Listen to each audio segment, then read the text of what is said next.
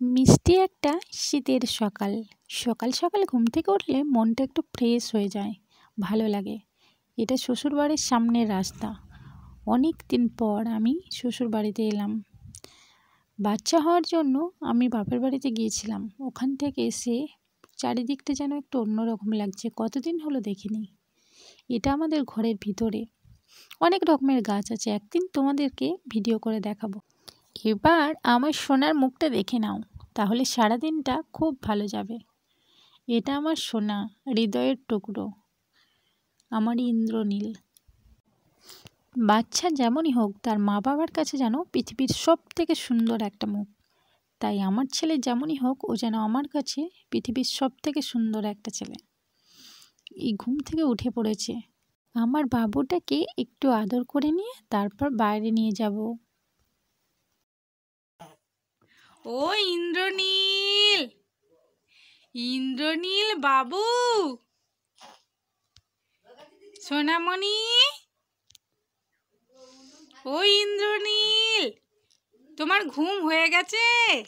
সোনা, সোনা গো, তোমার ঘুম হয়ে গেছে বাবা? কুকি, ইন্দ্রনীল, ও ইন্দ্রনীল।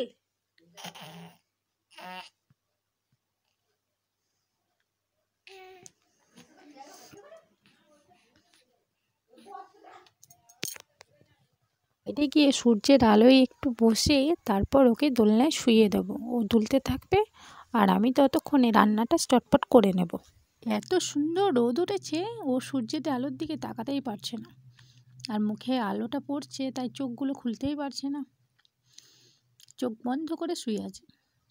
সকালের এই মিষ্টি রোদটা নিতে খুব ভালোই লাগে। মিষ্টি সোনার কপালে মিষ্টি একটা চুমু।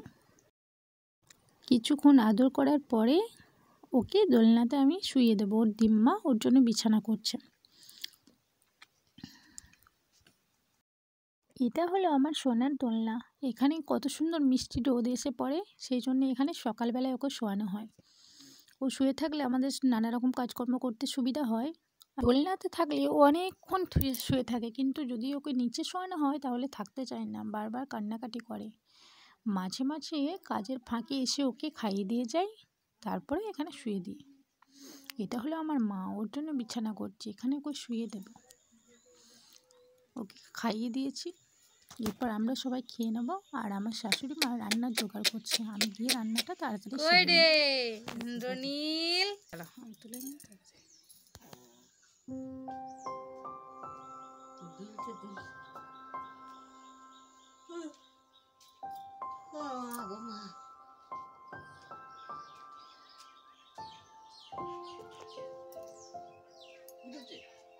আমার সোনা বাবুটা কেমন চারিদিকের প্রকৃতি দেখছে দেখো। সামনের দিকে অনেক গাছপালা আছে, সেই গাছপালাগুলো তাকিয়ে দেখছে। এদিকে মা উনুনে ভাত বসিয়েছে। উনুনে ভাতটা হয়ে গেলে গ্যাসে যেগুলো সিদ্ধ করা হচ্ছে সেগুলো তারপরে উনুনে রান্না করবে। এখানে ডাল সিদ্ধ করতে দেওয়া হয়েছে, আর ওদিকে কুকারের মধ্যে আছে বাঁধাকপি। একটা সিটি মেরে নিলে তাড়াতাড়ি রান্নাটা হয়ে যায়, সেই জন্য এখানে সিদ্ধ করে নিয়ে আমরা উনুনে রান্না করে নিই। এই দেখো সব রান্না করা হয়ে গেছে। রান্না করতে করতে ভিডিও করা খুবই মুশকিল হয়ে পড়ে, আর ক্যামেরা ধরে দেওয়ার কেউ নেই, সেই জন্য রান্নাটা পুরোপুরি কমপ্লিট করে নিয়ে তারপরে ভিডিওটা করছি। এদিকে আছে শিম ভাজা, বাঁধাকপির ঘন্ট, আর বেগুন পোড়া করা হয়েছিল, আর মুগ ডাল করা হয়েছিল সবজি দিয়ে। আর পার্থর জন্য একটা ডিম সিদ্ধ করে রাখা হয়েছে। আর আজকে মাছ টাছ কিছু নেই, সেই জন্য আমরা পাঁপড় ভাজা করেছিলাম। দাদু এরকম পুকুরে নেমে মাছ ধরছে। সব রান্না হয়ে যাওয়ার পরে পুকুরে জলের মধ্যে অনেক পাইপ পড়ে আছে, সেই পাইপগুলো দাদু তুলে তুলে দেখছে কি মাছ পড়েছে। জাল ফেলেছিল তেমন মাছ পড়েনি, কয়েকটা চুনো মাছ পড়েছে, সেই চুনো মাছগুলোই ছাড়িয়ে নিচ্ছে। আর ওই পাইপের মধ্যে পড়েছিল একটা বড় শিঙি মাছ। বাচ্চা নিয়ে ভিডিও এডিট করা যে কতটা কঠিন এখন বুঝতে পারছি। ভিডিওটা তো যখন তখন করা যায় ফাঁকা টাইমে, কিন্তু যখন এডিট করছি একবার বাচ্চাকে কোলে নিচ্ছি, একবার ভিডিওটা এডিট করছি। দেখো এখন এর মধ্যে বাচ্চা যে কতবার কাঁদলো আর কতবার ওকে ভুলিয়ে এলাম। প্রথমের পাইপটাতে একটা মাছ পড়েছিল, কিন্তু এই পাইপটা আর কিছু পড়েনি। দাদু শুধু দেখছে যে মাছ আছে কি নেই। না, এর মধ্যে কোনো মাছ পায়নি। আর এদিকে মাছের গন্ধ পেয়ে মিনি শুধু সেই থেকে কেঁদে যাচ্ছে, কখন মাছটা খাবে। আর একটা ছেলের কাণ্ড দেখো, জল নিয়ে খেলা করতে আরম্ভ করে দিয়েছে। মাছটা সাপের মতো কেমন কিলবিল কিলবিল করছে।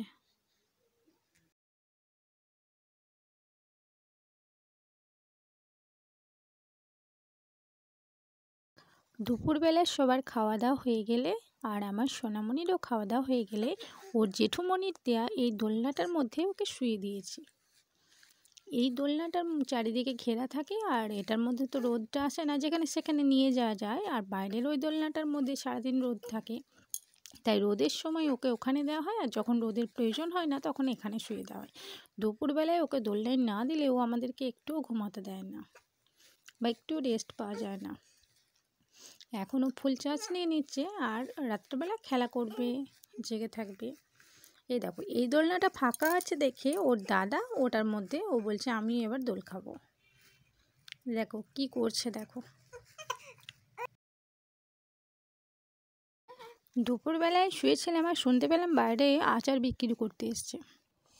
আমি আর পার্থ ওখানে গিয়ে দেখলাম নানা রকমের আচার রয়েছে। পাঁচমিশালি আচার, তেঁতুলের আচার, চালতার আচার, কুল, কয়েতবেল, আরও অনেক রকমের। তার মধ্যে থেকে 3 রকমেরটা আমরা নিয়েছি। চালতারটা নিয়েছি, কুলেরটা আর কয়েতবেল। সব থেকে ভালো ছিল কয়েতের আচারটা। আমার তো ওটাই খেতে সব থেকে ভালো লাগে। যতবার আসে ততবার আমরা ওই কয়েতবেলেরটাই কিনে খাই। এবার আমরা ওই আচারগুলো সবাই মিলে খাবো। এখানেই আমার ব্লগটা শেষ করছি।